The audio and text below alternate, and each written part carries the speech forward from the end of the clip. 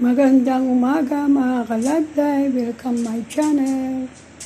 Magkape po tayo. Ayan. Kopi ko blanca po yan. Nagigising ko lang mga ka-live. Humihi yung alaga ko. Ayan. Yan. Gigigising ko yan. Kung gustong bumaba, may natutulog. Ayan mga ka-live. Kape po tayo. Mga chinelas. Mas tayo. Ayun ako. Nakaharap yung chinelas. Ayan. Kasing. Tulog agad ako kagabi.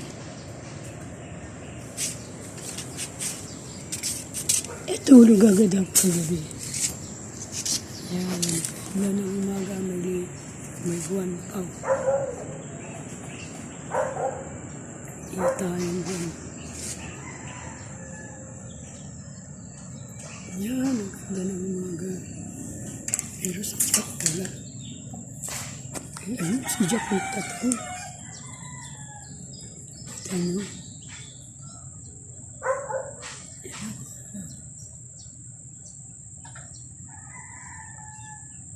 Wala si Jack.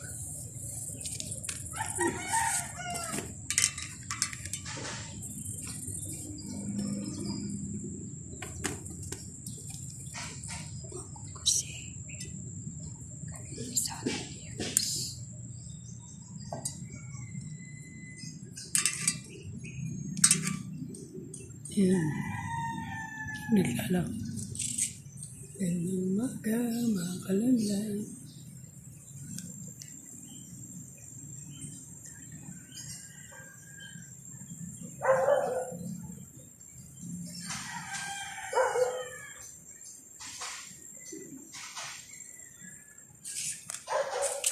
Nilamang ko rin sa araw.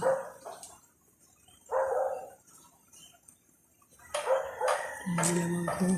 Nag-brush ako dito.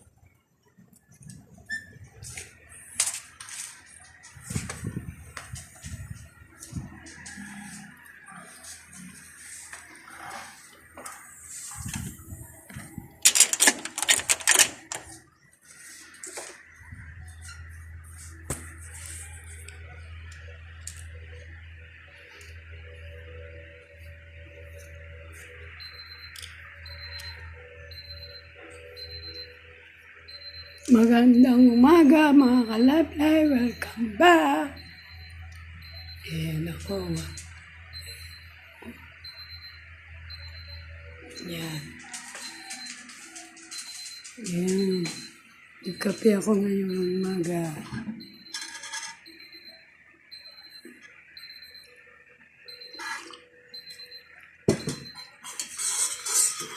Ayan ang anak ko.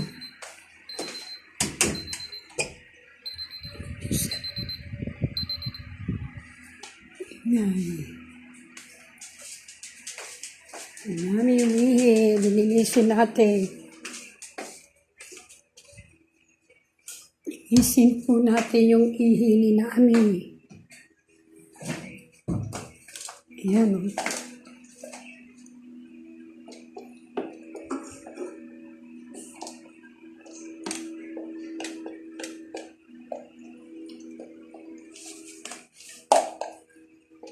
Yan, lilinisin natin.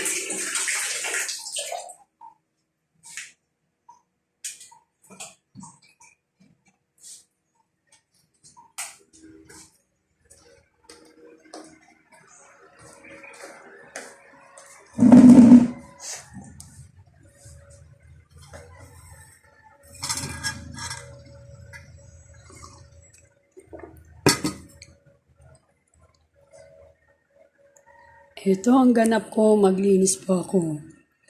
Araw-araw kong ginagawa ang routine. Pagkagising, maglinis. Linis, lalo na kung may ihi, tahi, lilinisin ko yan. Tapos, yan. Lilinis ako.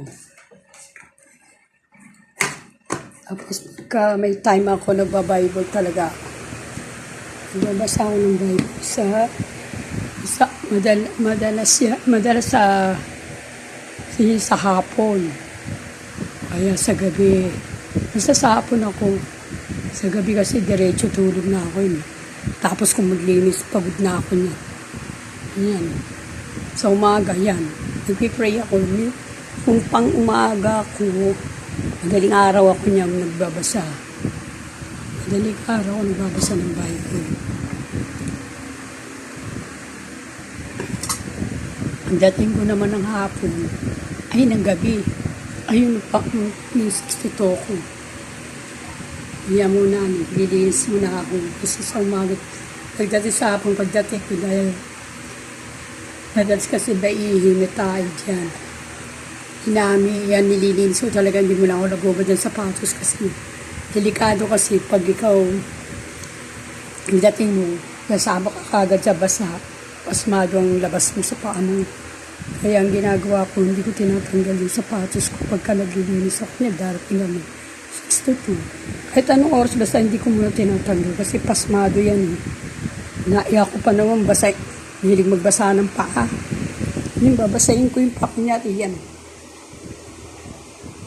Yan. Hindi mo kailangan tanggalan ng sapatos yan. Yan, galing ka sa labas. Huwag mong tanggalin yung sapatos mo. Kasi mali yun. Pagka, yan, ako pa naman, hindi pwedeng tingnan ko lang yung ihini namin yung tayo. Pagdating ko, hindi pwede yun. Kasi sa akin, Hindi ko agad yan ini-standby kasi yung amoy nga. Hindi ko kaya yung amoy ng mga tayo ng mga aso o pusa man. Ginagawa ko, tinatrabaho ko kagad yan. Nilinis ko kagad yan pagdating ko. Yan. Kaya madalas makita nyo nung nag-upload ako. Diretso kagad ako, linis. Yan. Kasi pag tumayang aso natin, alam mo naman sa isang araw, dalawang beses yan, minsan upload, di ba? Yan, minsan pa nga wala pa eh. Kung wala siyang kinakain, yan. Pero pag may kinakain yan, nakasigi-sige yan, tumakay. Yan. Madalas yan pagdating ko. Ang ginagawa ko, hindi ko muna tinatanggal kasi mapapasmal ang mali yun eh. Kailangan, linisin mo na kahit sa sapatos ka na. Kailangan na magbubad ka pa para magbota ka pa. May bota naman ako kasi sa video ko, nakabota rin ako nung naglinis ako ng tayo. Kaya, isang beses lang naman ako mag-video nung nakabota ako. Hindi ko na inulit yun kasi araw-araw ko naman routine na ginagawa. Naglilinis talaga ako. O ngayon pagising ko, may ihi. Kailangan naman iwang ng plan. Pabayaan ko lang sing-ching. Hindi naman pwedeng gano'n. Kailangan linisin talaga. Dahil 3 beses mo ulitin ng linis. Paulit-ulit. Kasi para mawala yung babalawan mo. Kaya hindi ako nagtatanggal muna pag-uwi ko ng bahay. So, pag-uwi ko ng bahay, talagang pagdating ko, may tayo na po dyan, may ihi na tuyo, gano'n. Lilinisin ko na. Hindi ko natatanggal yung sapatos ko. Yung sa nakita nyo na-upload ko na video, nakasapatos ako, pinakita ko sa inyo. Pag ako na tiyempo naman, nasa bahay ako, nakabota naman ako. Kasi mahilig ako magbabadang pa ako, ayoko ng gano'n. Kaya kita mo, mapapasmay mo, kita mo, wala akong mga ugat yun. Wala. May edad na ako pero hindi ako nagugat kasi alam mo bakit. Pag ikaw laging babad, yan ang nangyayari. Kaya ako wala eh. Walang ugat-ugat. Hindi ako nagkakaulat. Kasi nga, una sa lahat. Pag galing ka sa labas, tapos maghapon na ka sapatos ka, tapos kasaba ka sa basa, delikado yun. Kailangan ayaw mo munang pahinga yung pabo, kaya huwag mong tanggalin yung sapatos mo. Yun lang yun. Tapos, yung linisin mo, kung di mo kaya yung amoy, kung kaya yung tisi yung amoy, pwede naman yun. Pero sa akin, di pwede yun. Di mo kayang tisi, kaya nililinis ko kagad. Pagdating ko pa lang, sasabak na ako niyan, sa tae niya. Buti nga, isa na lang siya eh. 2 yan lagi yun. Balak pa namin madagdagan pa ng sayang kasi nga, itong isa, hindi man pwedeng isa lang siya mong ganyan. Kailangan mo yung aso ko sa isa. Kaya nakakalungkot naman kung siya lang sumasta. Kaya dati 2 yan. Ako, kalat ang tayan dyan ni Nani. Alam niyo lang po, mga kalablay. Kaya kayo, kung talagang gusto nyo maglinis ng kung ano mga bagay na nililinis yung ugali, nakita nyo sa bahay nyo naman. Ako, pahinga na lang muna yung pain. Para hindi magkaugat-ugat yan, mga pain mapasma. Ang hirap po. Sa bagay, napupulikat na ako kasi sa sobrang lang sa kwarto, may aircon.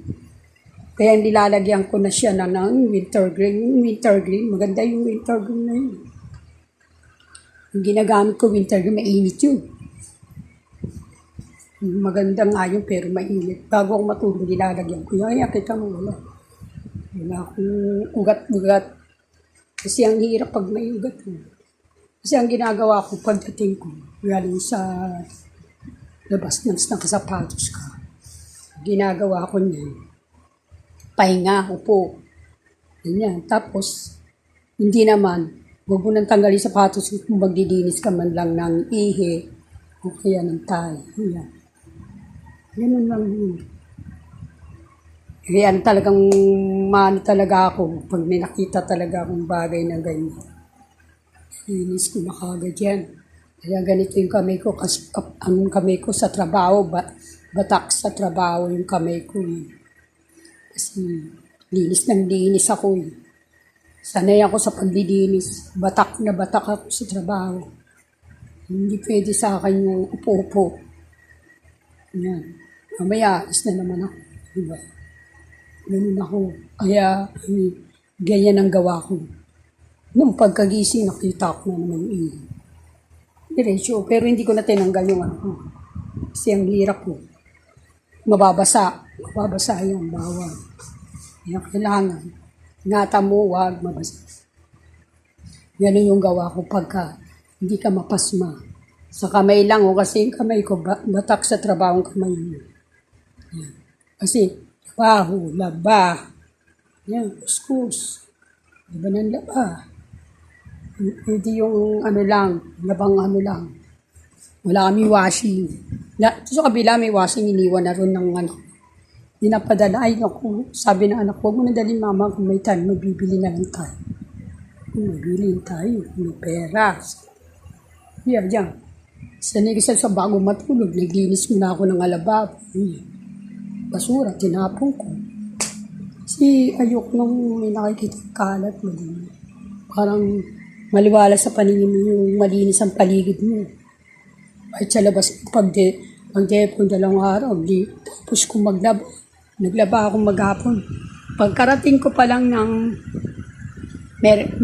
dating ko galing sa duty. Pinabukasan, sabak na ako ng daba. Babawi lang ang tulog, giro mo. E6 tutok ka, tapos gising ka 2 o 3. Magagayak na ako ng 3. At mga ilang minuto yun, alis na ako. Pero magpipray muna ako ng Bible. Ito yung pinagpipray ko. Nagbabasa ako ng Bible. Nagising ako ng 2. Higaan ko muna yan, mga 3. Tatayo na ako magagayak.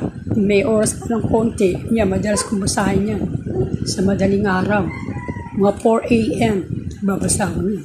Mga 4:25, 4:3. Aalis na ako niya, maglalakad na ako niya. Magabag na ako tricycle, sasakay na sa highway. Yun ang ginagawa. Tapos, yun, pupunta na ako doon sa sa pinupuntahan ko. Yan. Ganun.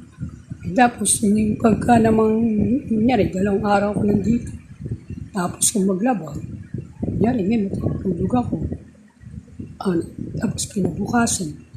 Sabak na ako sa laba. Ganun ang gawa ko. Na-routine lang yung araw na gawain ko. Routine lang yun. Tapos, yung pahinga ko, yung isang araw, yun. Pahinga ko na yun. Katulog na, kabawi pa yung katawan ko. Malinis na yung lahat. Tapos, binaras ko pa nga yun dyan. Tapos, kung mag-sampay lahat. Nag-brush ako dyan sa labas naman. Tapos, ayoko yung marami ako nakikita na doon. Gusto ko lahat malinis.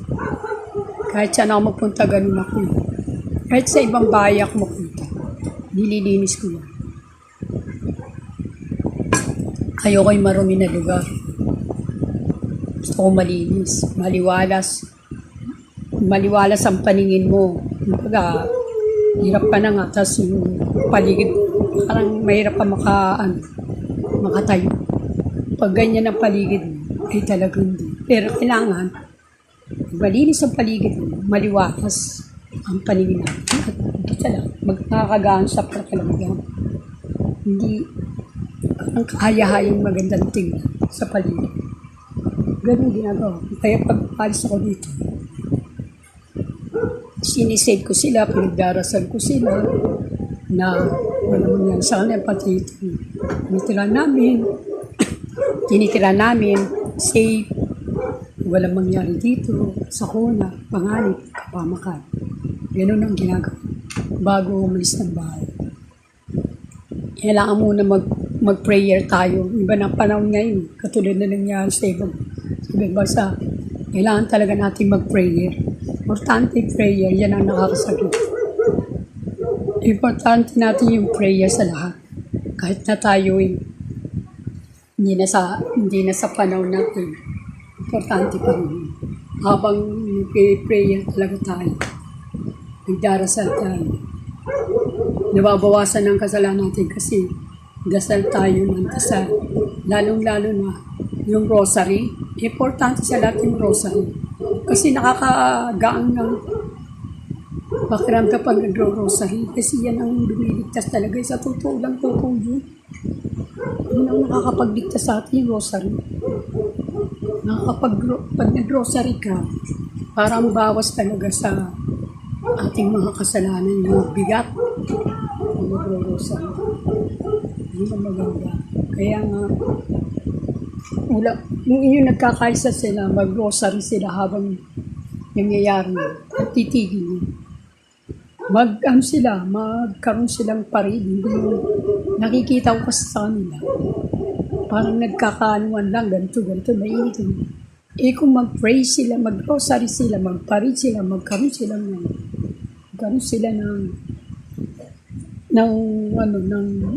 alay-lakad ng rosary. Sigurado mawawala yun. Kasi pinakutaan sila ng gano'n. Kailangan. Dito kontik namin mayroon dito. Rosary kaagad lahat kami. Procession. Dito sa bansa natin. Rosary kaagad. Ganun daw. Rosary. Ay, saan tayo pupunta? Rosary talaga. Importante sa lahat ng rosary. Rosary yung kailangan natin. At paalam pa lang ni Papa Jesus. Importante. Sige po, maraming salamat pahaba. Salamat mga ka-live. Thank you for watching. Ito ang yung lingkod, si Kati. Bye-bye mga ka-live.